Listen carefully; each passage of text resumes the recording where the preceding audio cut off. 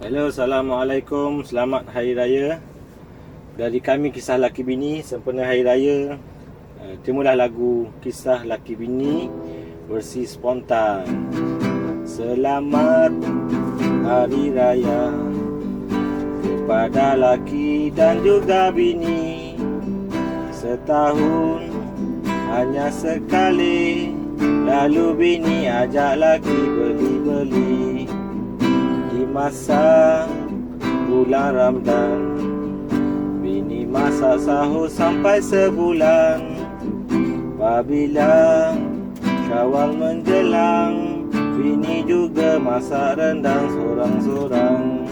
Sungguh hebat pemandangan di pagi raya ini. Laki bini makan tak henti-henti.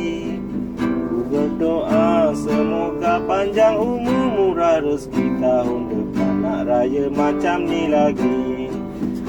Dam dam dum, bunyi macam bunyi mercun. Rupanya budak-budak main game.